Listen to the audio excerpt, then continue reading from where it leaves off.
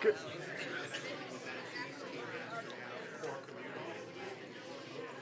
The core community of the Baptist. Oh, wow. And I wanted to thank you for mentioning us yesterday. You could use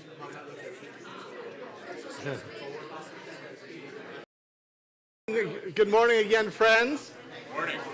It is always my unenviable responsibility to end good conversation in the hopes of beginning good conversation. So please do grab your coffee, your treats, and grab a seat. We're going to start today with a video. It's a video that introduces a declaration that Jim mentioned in his sermon. He's spoken a bit about it this past weekend. It's a declaration by a cohort, a broad cohort of Christian leaders from across the nation who gathered together in preparation for this Lent and formally on Ash Wednesday to introduce this statement that applies the heart of the Christian life and vocation to the particular circumstances of our world and nation today.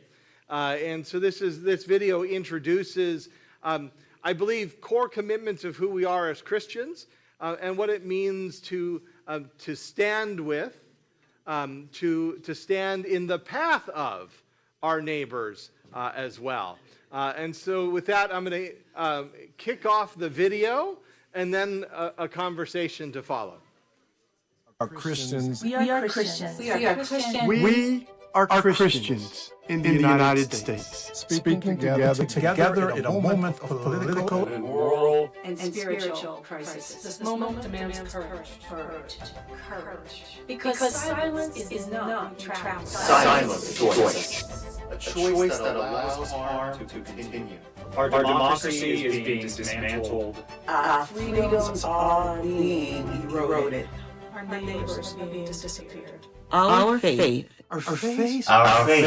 is being tested. It is time for Christians to be clear about who we serve. When faith becomes a weapon, it stops being faithful. We refuse to sanctify cruelty. We refuse to excuse corruption. We refuse to confuse authoritarian power with divine authority. Our allegiance belongs to God. We commit to following Jesus' teachings. So we choose to act. To protect those in harm's way. To stand with immigrants and refugees. To rebuke racism and Christian nationalism. to love our neighbors without exception. To speak truth to power. To seek peace. To do justice, to defend democracy. Because every person, Every person. Every person. Every person. Every person. Every person. Every person. Every person. every person is In the image of God.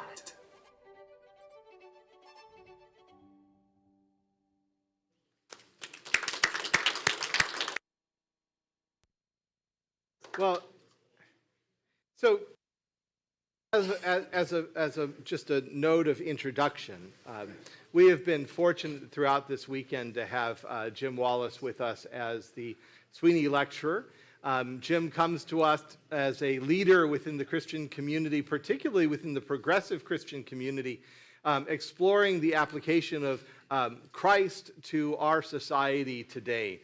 He's done that in a myriad of ways, most notably as the editor of Sojourners magazine for how many years? 50 years. So he has a little track record in this conversation. Also the author of several books exploring the intersection of faith and life and politics today. And so it's a great pleasure, again, to have you with us, Jim. And of course, we wouldn't be here without the generosity of the Sweeney family.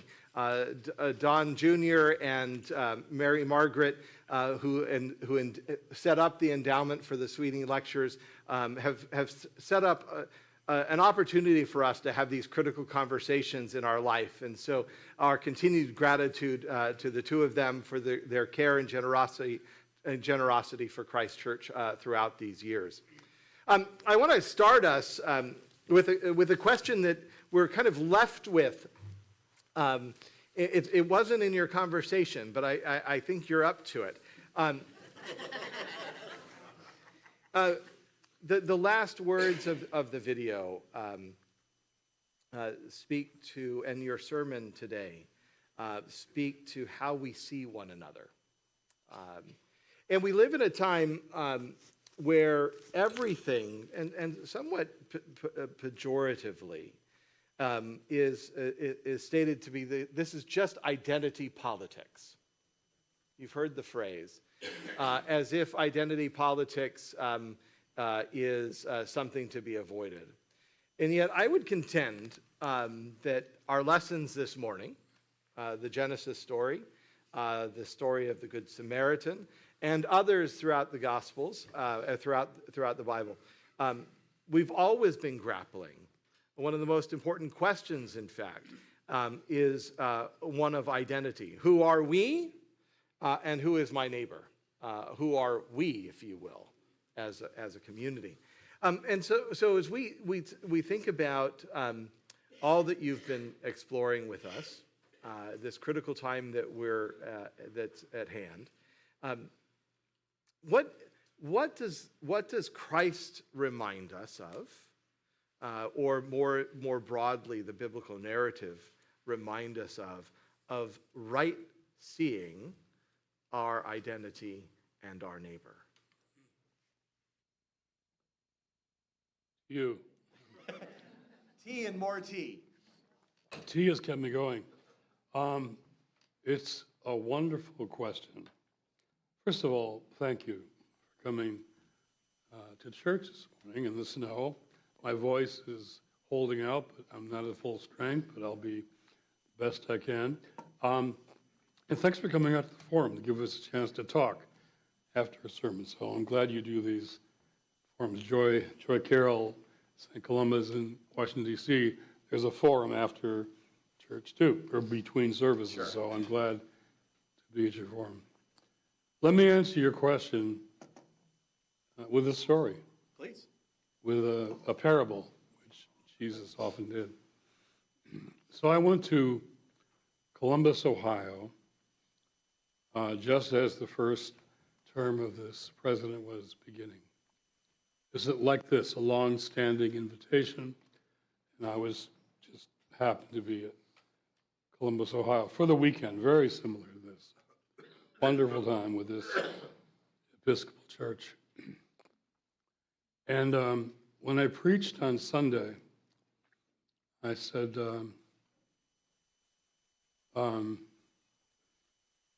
thank you for inviting me here. Thank you for putting me in this hotel that I was at this morning and had breakfast.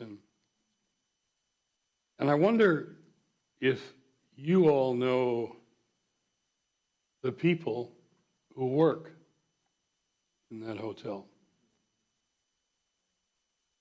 You have lovely houses, I said, all around, lovely houses.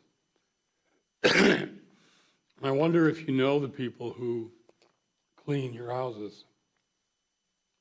I says, because in the hotel, I've been overhearing conversations between people who clean the hotel and the man who made me a wonderful breakfast this morning. They're talking. They're worried. They're afraid. And they need to know they're not alone. So I'm asking you as a church, do you want to get to know them? People who clean your houses and did the hotel that you wonderfully put me in.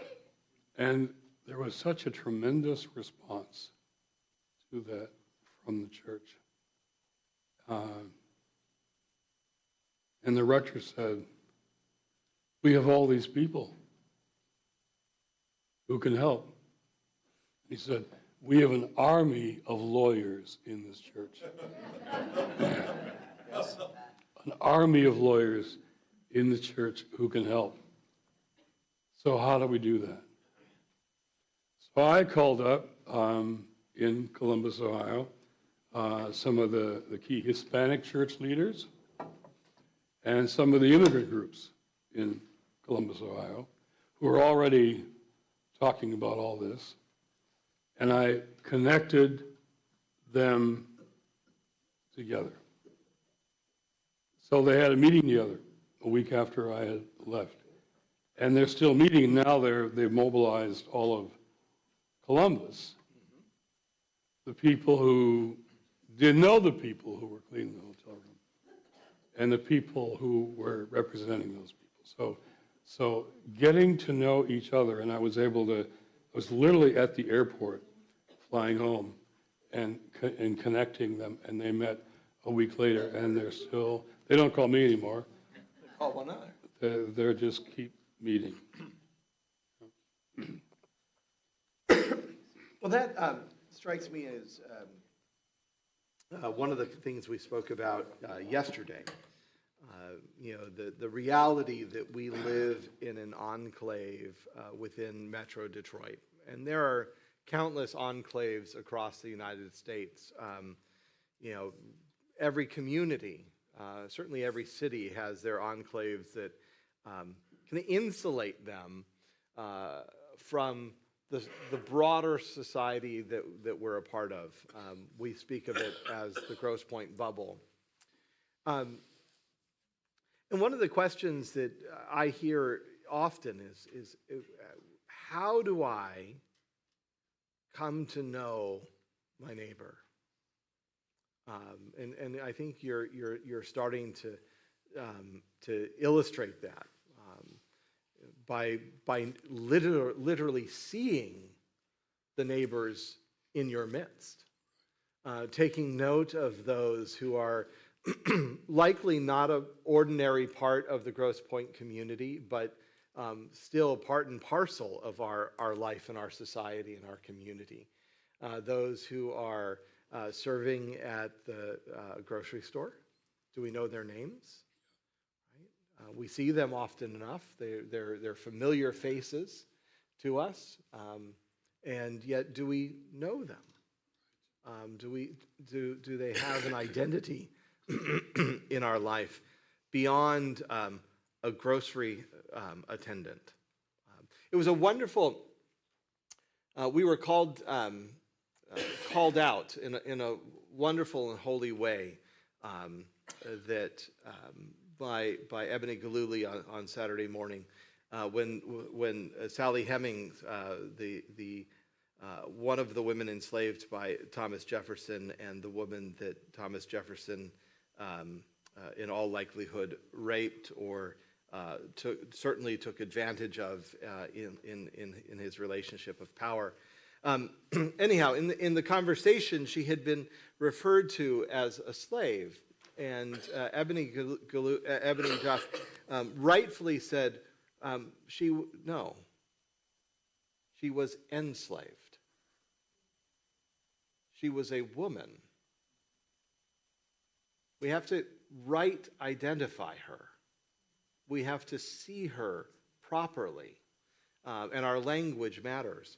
And so, one of the ways that we come to know and see our neighbor to know our neighbor is to see them in our lives and see them rightly, to allow them to have an identity, not just a function, and particularly a service function in our lives.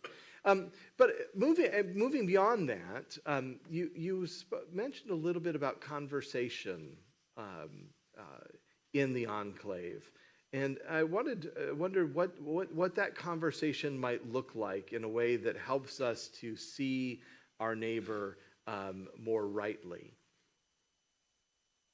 So let me start with identity politics. Sure. So what's our identity? Part of my work, part of my job is to listen to all the political noise. And I said yesterday in this room, I said, I often go right to the first book, chapter, first book of the Bible, Genesis, chapter 126. The noise surrounds me and it says, in the text says, then God said, be quiet. Then God said, what did God say? Let us create humankind. That means each and every one of us, humankind, in our own image, after our own likeness, our identity are those made in the image of God. That's our identity politics as believers. We all were made in the image of God. That's our identity politics. So how do we relate to people with other identities, in particular, who are also people made in the image of God? So, Drew, this is an Imago Dei movement, an image of God movement that's growing around the country in the midst of this political moment. Our identity politics is those made in the image of God, reaching out to others made in grocery stores, in hotels, landscapers. And I was so wonderful that I could get the altar call from Carlos, who was sitting right over here yesterday, who stood up and asked this crowd, what's being said now is happening to me, to my people. Do you know us? Do you know people like me? And some said yes, some said no, but it was an altar call. So I brought that in. Carlos gave us the altar call this morning. So to your question, conversations in the enclaves are going to be really, really, really important. I mean, I hope people in Grosse Pointe get out into the city of Detroit, or Grosse Pointe, both for protests and demonstrations and standing up and speaking out. That's important. Sometimes to take it into the streets different than yours is important. But conversations in the enclave, family conversations, spouses, kids, other relatives, friends conversations. The enclave needs to have a conversation about who we are as Christians, but who we are as Americans. What are our values? What values are, who do we want to be as a people? What's the soul of our nation? So it won't be just more and more demonstrations, which I'll be supporting all along the way, but it'll be what's happening in the enclaves and the white enclaves in particular.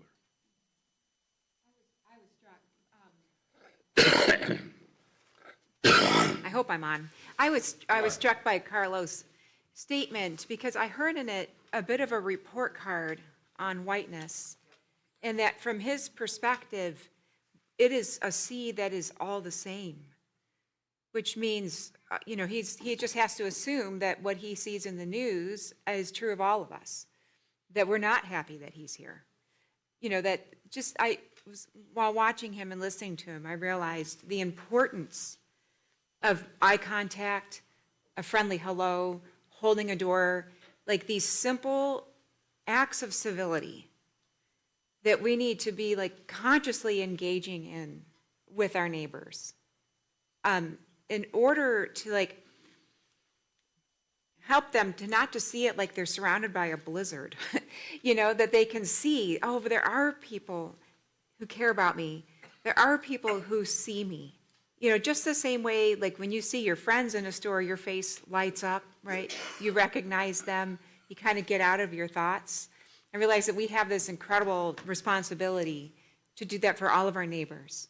And not just the woman at the counter at the grocery store, but the person in the aisles too, right? To go out of our way to make them know that we care about them and that they're safe around us. What I noticed when Carlos was speaking on Friday was everything he was saying had been bottled up Yes. for a long time. And I interpreted it as he hasn't had a safe space to express that. Yeah. And it was one of the bravest things I've ever witnessed. But if there's one of Carlos, there's 1,000 of him not having a safe space to express what he's going through. Indeed.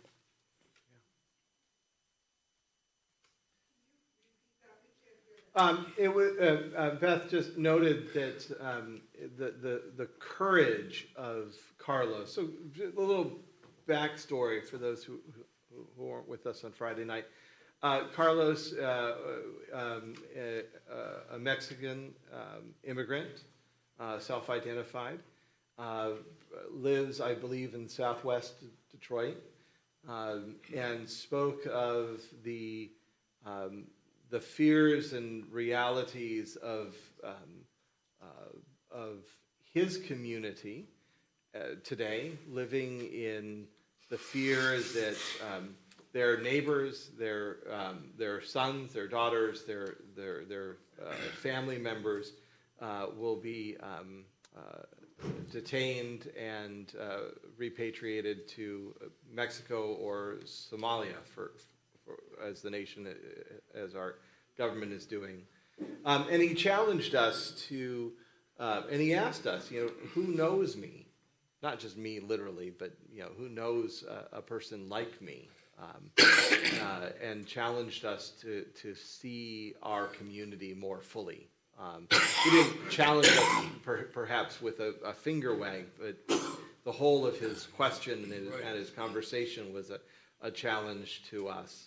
And so Beth was noting the courage for an individual such as Carlos to come into the enclave. We know that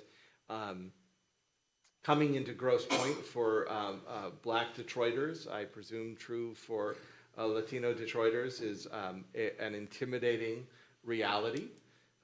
We may not understand it, but it's certainly an expressed feeling for our neighbors. So to come in, to recognize Christ Church Grosse Pointe is about as Grosse Pointe a place as there is. We are set back from the boulevard profoundly. We have a beautiful and inspiring but also imposing presence. We are as centrally located in the points as there are. Right? We are midway into the farms, which is midway between the shores and the park. You have to work to get here. And so Carlos made, in all likelihood, a bold and kind of trepidatious journey into a community that's not his own, and had, as Beth noted, the courage to stand up and to share his experience with us. And so Beth was making note of the courage and significance of his invitation. Yes, Betsy? I just want to add that not only did he ask us, did we know anybody like him? Sure. I felt from his energy and his presence, it was an invitation to know him. Yes. People around him. So it wasn't a hostile thing. It was, do you know me? Come know me. It was quite a complete declaration to us. Yes. And I think that needs to be said. It was a very invitational and vulnerable conversation. On this, yes, Richard. Yes.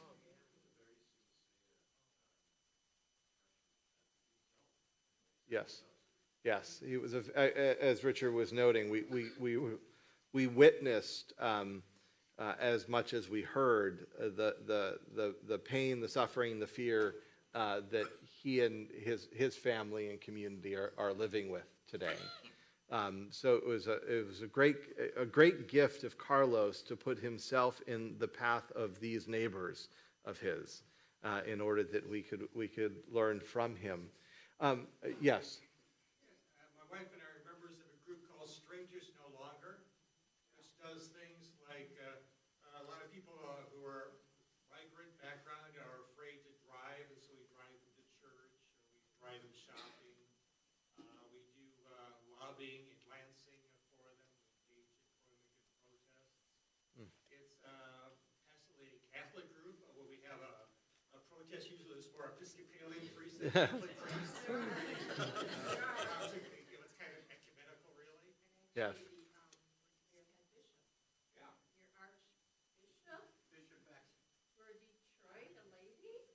Bishop Perry. She was at the Lansing, We were lobbying.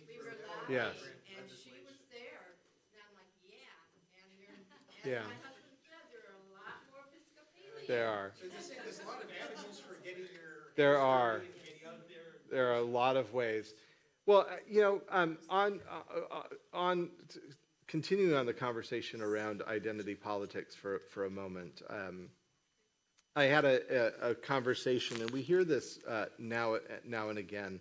The question about, and I'm going to ask the question and start answering it a little bit myself, so forgive me. A little bit of a question that came to me is, why do we say Black Lives Matter?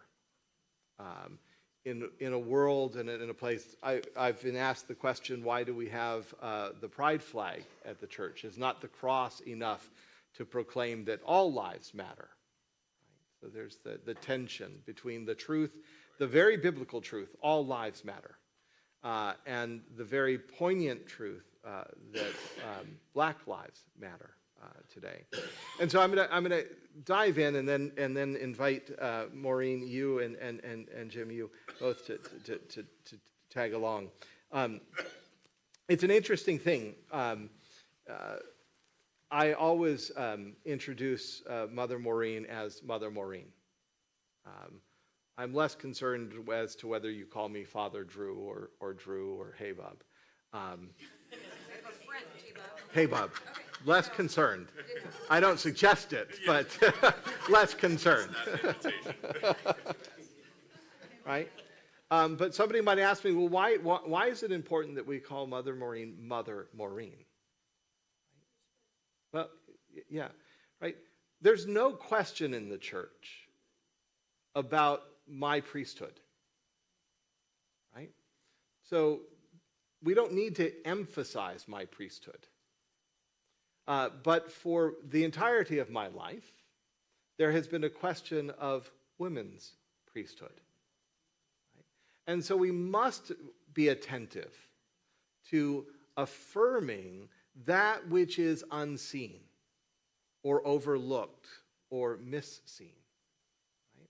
And so we're attentive to affirming not just Mother Maureen's call to ministry, the reverend, or pastor, but her call to a particular ministry as a priest in the Church of Christ.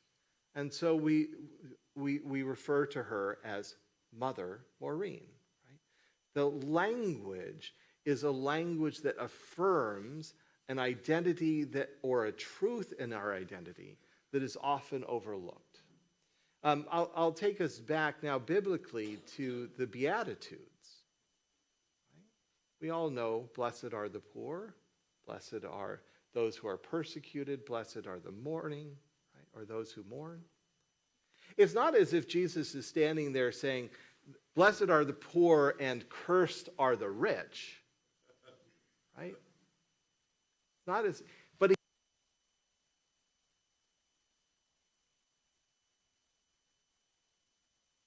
right? He's naming the truth that the poor are blessed. And do you see it? Are you aware that they too are blessed?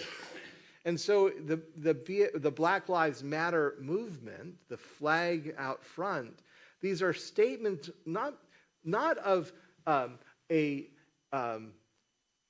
limited blessing, but an abundant blessing. That people who we forget are blessed are in fact beloved of God. And we must remember that truth alongside of the truth of our blessing as wealthy, as white, as men, as educated in our society. And the list of our blessings go on. I'd love to hear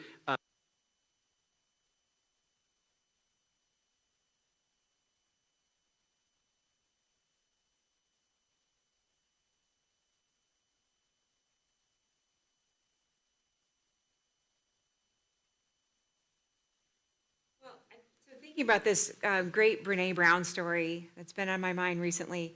She was talking to her daughter when she was a little girl. How do you know if someone's a true friend?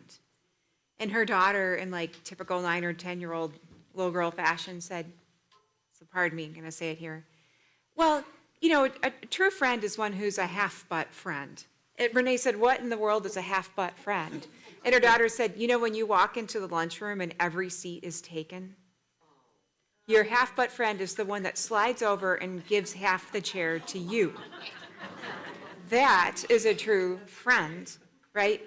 And so the person who makes space for you, so what you're talking about is making space for me, for all kinds of people.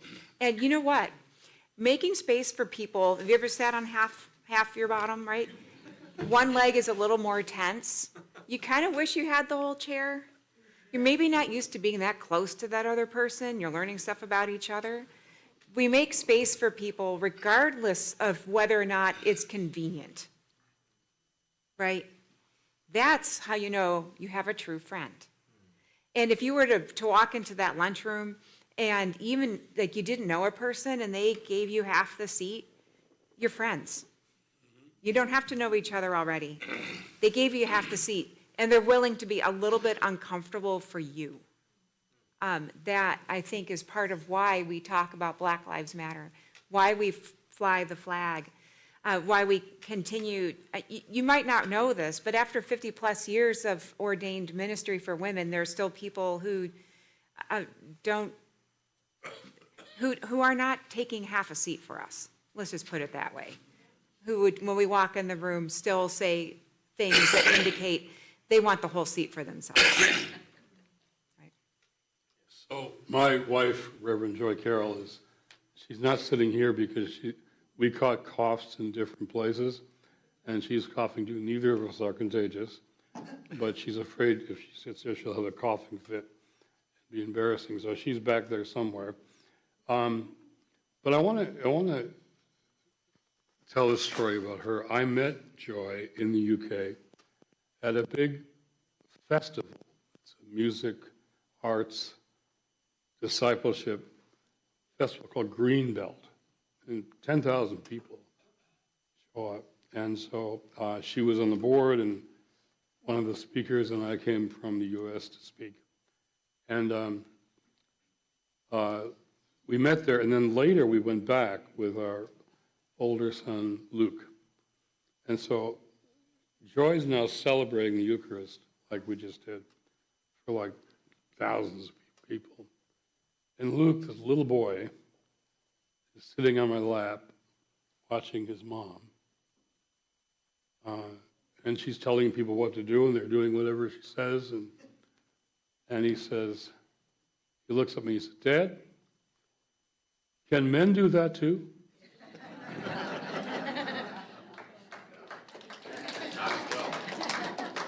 And I said, we're working on it. But she took this parish in a very tough part of London when she finished seminary, and she would go up and down the elevators. It's kind of like what you were saying, in her collar. And they weren't used to women with collars, and so people in the elevator, all kinds of people would say, "Who are you?" Right? Who are you? But why, going up and down the elevator in that very tough housing complex on the street, it's making sure the people who are left out of All Lives Matter are paid particular attention to. Say it again. Those who are left out of the generic All Lives Matter, to pay particular attention to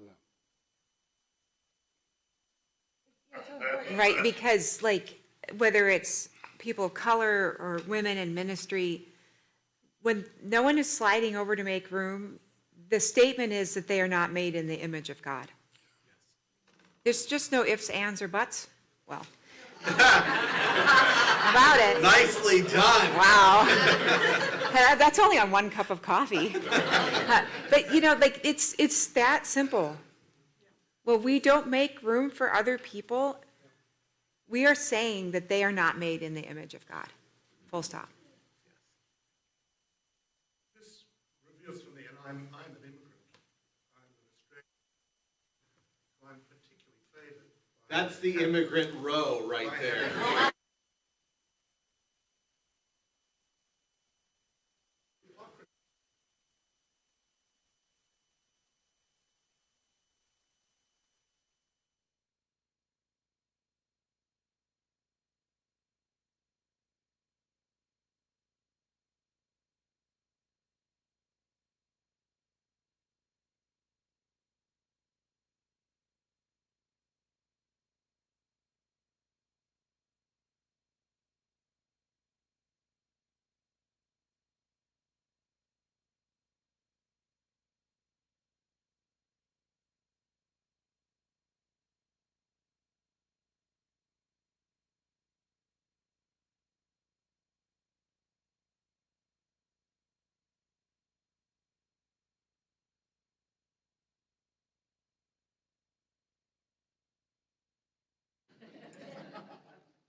Something stronger for that question.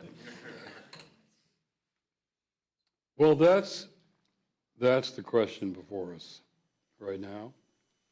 And my attitude is first, I don't know what will happen. We have the State of the Union next week. There'll be more things said and done that will scare people. But I do know what we're supposed to do.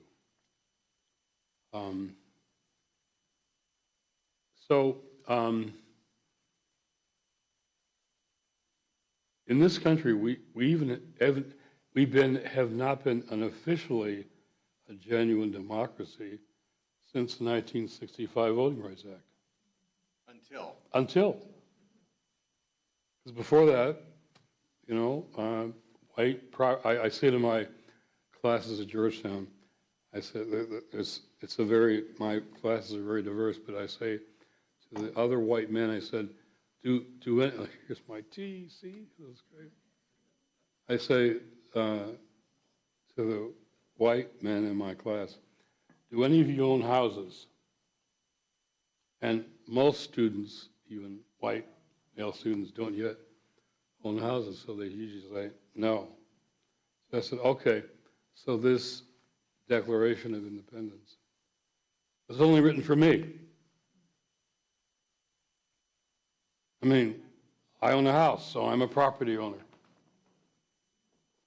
So really, it was only for me at the beginning. None of the rest of you, even the white men who don't own houses. And so they're Hispanic, African American, a lot of international students, Chinese, all over the world. So this whole thing is, what does this mean for the rest of us? How do we include all of us in all of this, to your point? And the truth is, most of the world now most people are living under authoritarian regimes. Not broken or mixed democracies, but authoritarian regimes. And Donald Trump, I'll say his name, do that, is following an authoritarian playbook, following what's been happening all over the world. And he's actually moving faster than things moved in Hungary, Erdogan, Turkey, and even in Russia. He's moving faster. So as we were talking yesterday, how do we get our gospel playbook straight? Authoritarian playbook. What's our gospel playbook? This is a moment underneath this, and Drew, you've been saying this all weekend. We've been having this wonderful conversation, the three of us here. Underneath this political crisis is a spiritual crisis. Underneath it all. This is a theological emergency. Right? But most of my heroes of faith on my wall at home, which I'll see tonight again, where I work and write, most of them, Chuck King is there. My chair at Georgetown is called the Archbishop Desmond Tutu Chair of Faith and Justice. He's there. Dorothy Day is there. So many people are there. But they weren't mostly political winners. They were political losers. Jesus was a political loser. He was crucified as a criminal. That was a capital punishment, political execution by the Roman Empire. And so I don't know if we're going to win this one, or how soon, or whether the elections, anyone who says, oh, look, the polls are, he's going down in the polls, even on his issues like economy and immigration, therefore we're going to win the midterms. That's a foolish thing to say. Because we can expect they will not concede free and fair elections. I don't know what they're going to do. I'm hearing bomb threats and drones overhead. I'm not saying we can't defeat that. We can. We had a whole workshop yesterday on protecting voting rights here in Detroit, in Flint, and around the state. But they will do everything they can. Minnesota really wasn't about immigration. Very low number of immigrants in Minnesota. Remember when they said, the Homeland Security Secretary said, we will leave Minnesota as you want us to leave ICE if you give us all your voting records, voting information.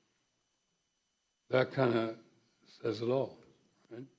So we're going to fight for free and fair elections, for good voter turnout. But ultimately, I don't know if we're going to win. One of my high points is family. You brought up your boys. These two beautiful boys reminded me of my two boys, Luke and Jack, the older brother, and Jonah and Micah. Yeah. It was a kind of a high point for me this morning, meeting them, because they remind me of Luke and Jack. And the difference in me and Luke and Jack is I've been doing this for a long time, you know? And sometimes in a moment like this, you can feel like a failure. I've been doing this for such a long time. And look what's happening. Look what's happening. And I can feel like, I guess I didn't do a very good job. Because look what's happening now. And all these years I've done this, like this. Feel like a failure. But Jack and Luke are just getting started. They're just getting started. they don't feel like failures. They're saying, bring it on. Bring it on. They're young, 27, 22. They're strong. They're unapologetically Christian, which a lot of parents can't say that these days about their kids. But they're unapologetically Christian. And saying, bring it on. So your boys this morning reminded me of them, and they're not, the last thing they're feeling like is failures. They're just getting started. A couple of things leaning into that, Michael. You said something this morning that I think pertains. We remember the phrase all things will be well," and Mother Maureen reminded us so that if things are not well, things are not done. That is to say, that this momentary time of affliction is not the end of our story. One of the things you've been reminding us of, Jim, is that a human conversation or conflict has been with us for millennia. The conflict between the powers of domination, commonly referred to as the empire. We see this reflected from the stories of Jesus all the way up through the last battles of the book of Revelation. The powers of domination and empire have always been in conflict with the powers of Christ's and God's love. And so I think the question for us, Michael, is not where will this lead to, what will this lead to for us as a political entity in America? We don't know. I pray that this is more like 1962 than 1937, right? That it is a time that will lead us to a righteous reckoning of who we are as a people. But we don't know where this will lead to as a nation. So the question for me is, what will it lead us to as a people in Christ? Who will I be in this moment of conflict in this nation? Who will I be in this moment of fear for our neighbor? If I can stand up in that place, perhaps I will have won already. I think, Jim, you mentioned, and I thought about this last night, you mentioned, and rightfully so, from the world's vantage point, from the vantage point of the empire, Jesus, Bonhoeffer, King, I could go on, were not winners, right? But I would say each one of them was victorious. They defeated within themselves the power of the empire. They chose, and William Temple, I think, says this brilliantly in his exploration of the Last Supper. As Jesus is encountering Judas, we know the moment. He has proclaimed to his disciples that one of them, the one to whom he gives this sop of bread, will betray him. He knows that this man, Judas, is set there to betray him. The power of the empire, domination, is before him, standing in his face. And Jesus, surrounded by his other 11 disciples, has a choice to make. Will he choose the power of domination himself? What will he do to this man before him, his enemy? And he chooses to set him free. He chooses to love him even at the consequence of him.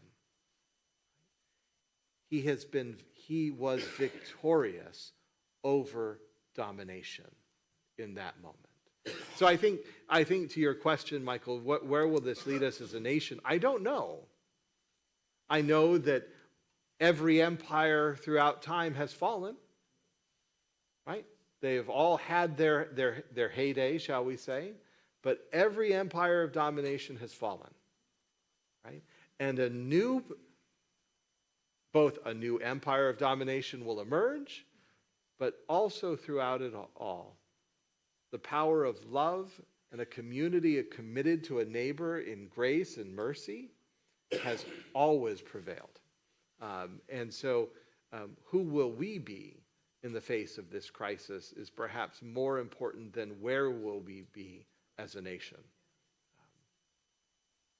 It was in your litany today. I mean, I circled this.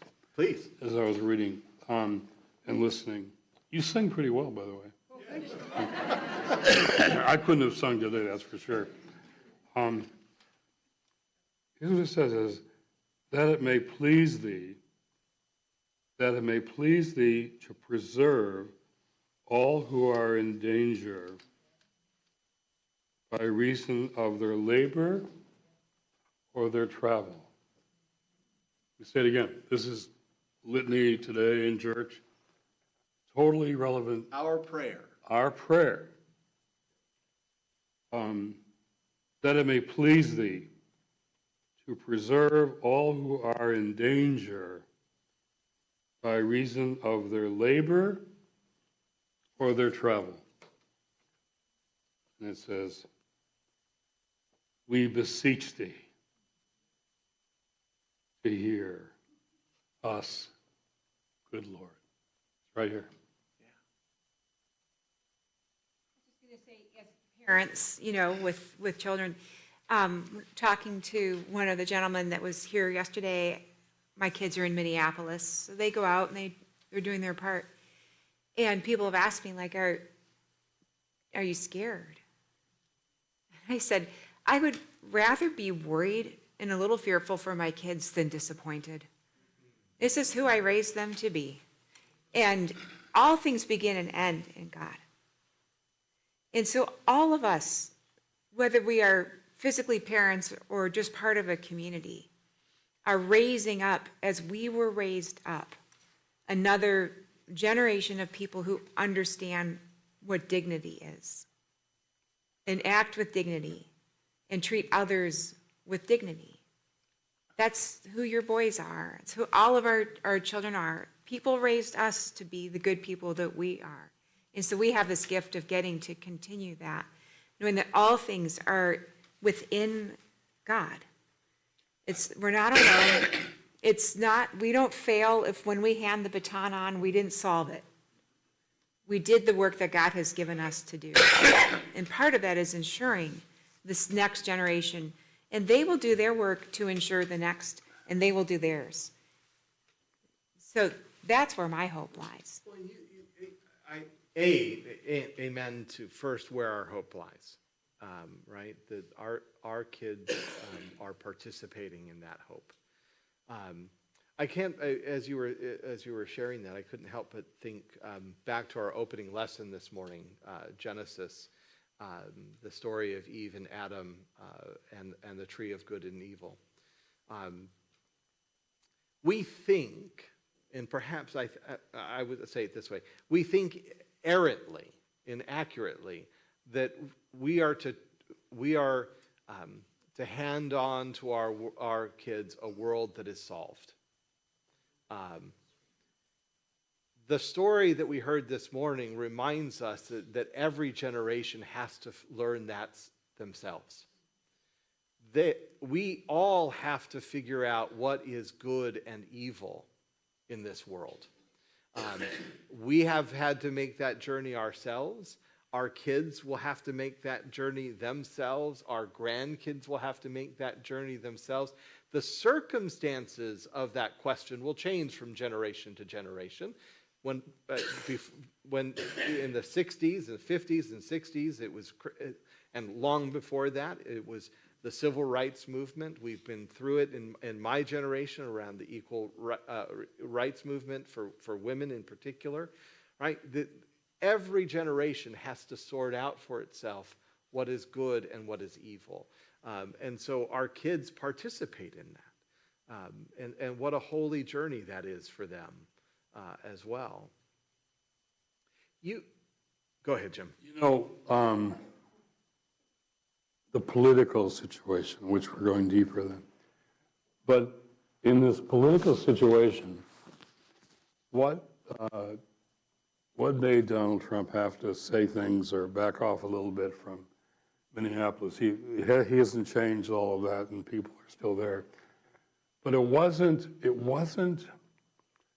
Republicans finally finding their voice and lifting up the first branch of government. Speak the truth to power, to the separation of church and state. It wasn't Democrats finally getting their act together, showing strength. And it wasn't the courts. Lower courts are doing that. Now we have a Supreme Court decision against one of his principal policies. But it was these people in Minneapolis.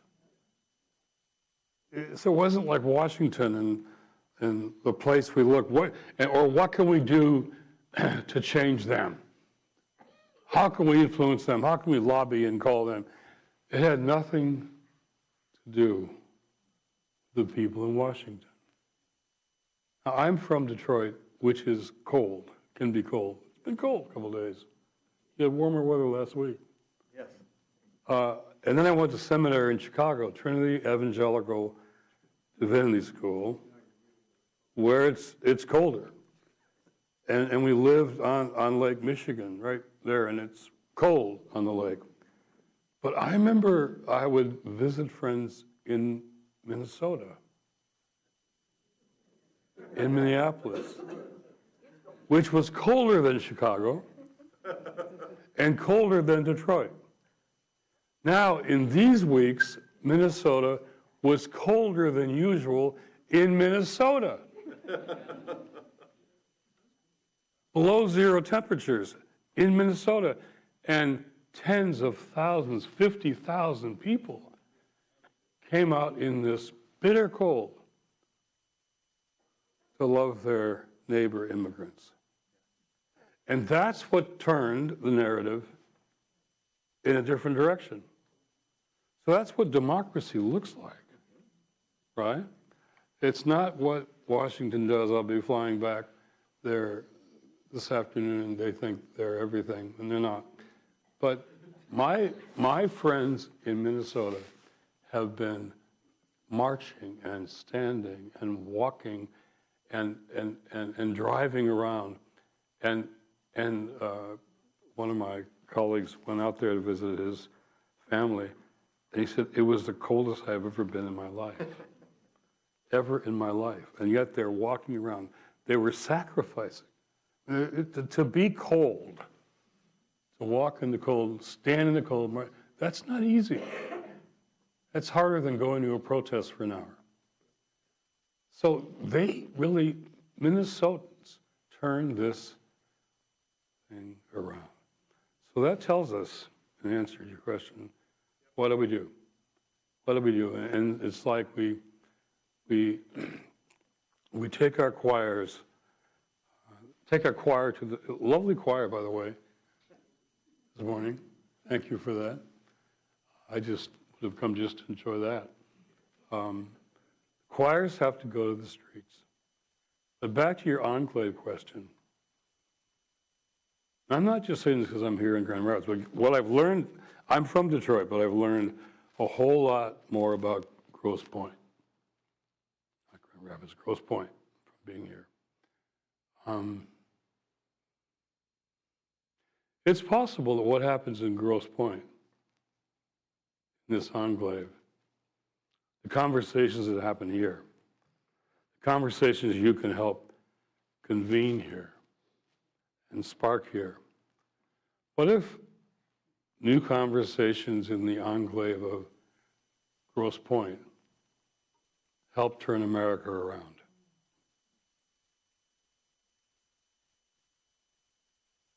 I'll leave that as an altar call for the clergy. Well, so, we talked about Faiths United to Save Democracy, which we learned about when you were here for Forum a year and a half ago virtually. And Dave and I and a few other members went and participated.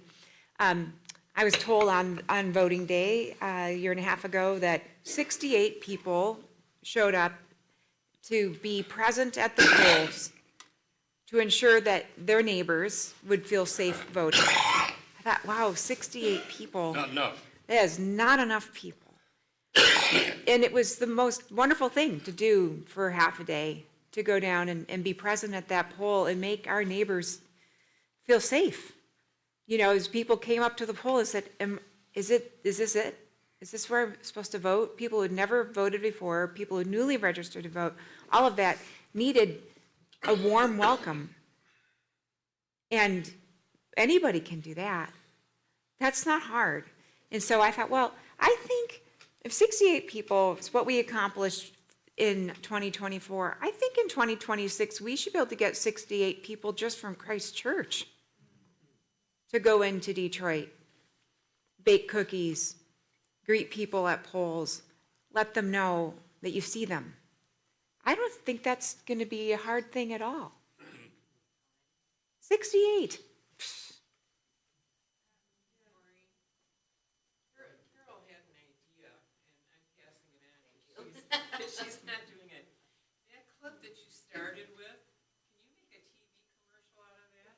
Shorten it up? Maybe. It's powerful. It's very powerful, I think, especially for, I've been struggling a lot with the hypocrisy of Christians who are supporting Donald Trump and his actions, and I just feel like that would speak to so many people who are on the fence. Well, I think the diocese has a billboard campaign that they're putting together to help our greater community see that we're just people who care. 68 for Christ Church. I want to be in the loop about that. Yeah, well, you will be, because Faiths United to Save Democracy is part of your mission. So. Well, I'm mindful of our time and most importantly, perhaps your time, Jim, as you've got a flight in a little while.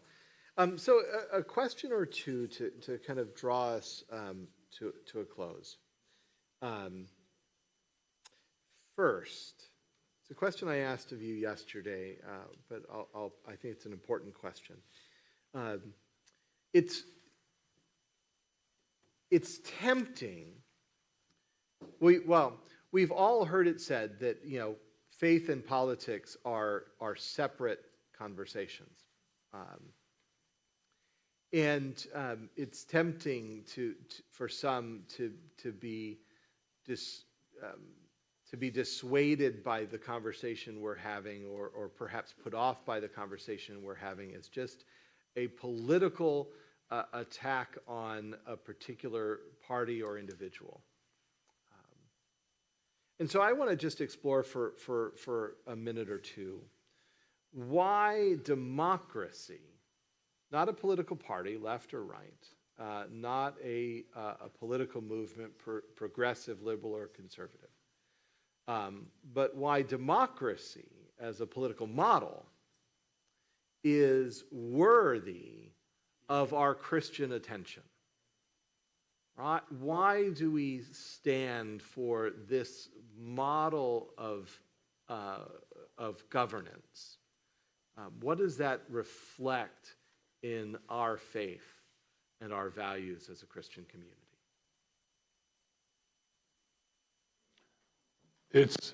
It's time to not go left or right, but go deeper. Not go left or right, but go deeper. And Dr. King talked about building the beloved community, which is what I see you struggling to do here in this church and in Grosse Pointe and in Detroit. And so The beloved community is deeper than democracy. But what we're doing to build the beloved community could really help protect and shape and secure democracy, while we will pass this on to our kids and their kids and grandkids. This is a moment. This is a unique moment, not just for politics, but for faith. And I love, there was another woman here yesterday, and she said, she was in the back, she said, I'm not a Christian, I'm not religious. And she didn't say, therefore respect me too. She said, we need you. We need you Christians to speak to the authority that you have. I'm an outsider, I'm an activist, but we need you. So we're going to be working with people all over the country for that model of democracy, to protect and preserve it. And it's not time to go, as the Democrats like to say, back to Biden or back to Obama, even though he was my friend, still is. Now it's time to go deeper. What if this moment, which is such a threat to democracy, became an opportunity to renew and change democracy? I mean, that's kind of big and bold, maybe, but to me, that's this. I said last night, don't waste a crisis. And this crisis could be a real opportunity, And that would be if we decide to get our identity politics straight. Those made in the image and likeness of God. If we get our identity politics straight, maybe we can help with the crisis of identity politics. Last thing I want to say here, before rushing off to the airport and going back to Washington where they think everything is about them. I probably learned my theology of hope in South Africa from people like Archbishop Desmond Tutu. And he taught me the difference between optimism and hope. He taught me that optimism is often a feeling or a mood or even a personality type. Joy is a cup half full person. I'm a cup half empty person. Personality types, you all will know. I see smiles around the room. Hope, he taught me, is a choice. It's a decision we make because of this thing that we call faith. So when I got snuck into South Africa over the course of a whole lot, to be with Tutu and the others, to build a relationship between South African churches and American, even African American churches weren't at that point connected to South African churches. None of my black church friends could pick me up at the airport because I've been snuck in by World Vision. And they said, they don't check our pastors' security, so we'll sneak you in. So I had to go to St. George's Cathedral to meet Desmond Tutu. And I got there, and the place is surrounded by soldiers, long guns, masks, the whole thing, surrounding a cathedral. And apparently a rally had been called for, and they canceled it. So Desmond Tutu said, well, we're going to have church. So I snuck through these military people and got to some of my friends. And there he was, standing behind the pulpit. And he's a little man with long flowing robes, looking like Yoda. And he started to preach. And right in the middle of his preaching, the front doors to his church were broken open by the South African security police. And they lined the inner walls of the church. They're all outside, surrounding the whole place. Now the inner walls, and they got tape recorders, and they got, notepads. They're writing down what he's saying. And I'm sitting there, and he stops preaching, he stops talking, he bows his head, really in prayer. And we're all terrified. They have us surrounded on the inside and the outside. And he's praying, and then he looks up. He says, "You, these South African security police who are thugs." And I was interrogated by them later, and they are thugs. "You are very powerful. You are very powerful, but you are not gods. You are not gods. You are not gods. And he said this, we're surrounded. Since you are already losing,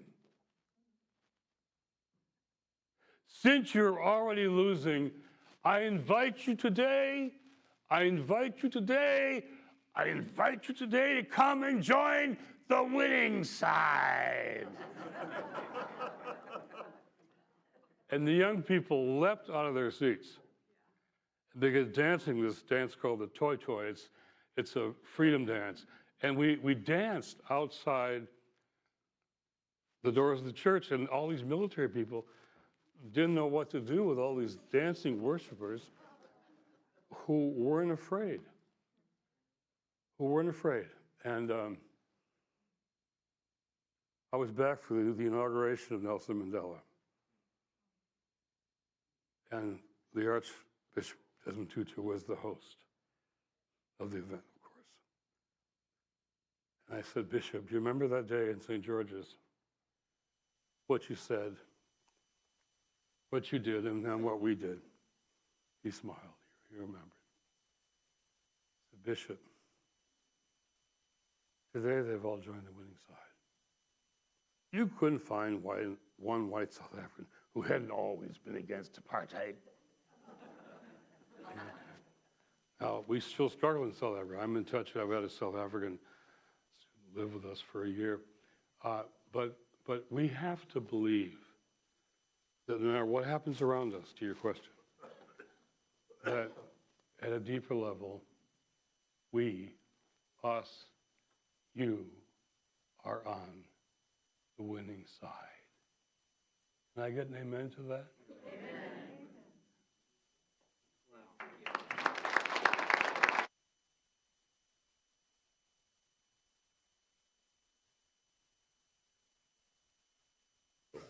Thank you for your wisdom. Thank you for your friendship. And thank you for your hope, the hope that you leave us with, the hope of being on the winning side. Thank you.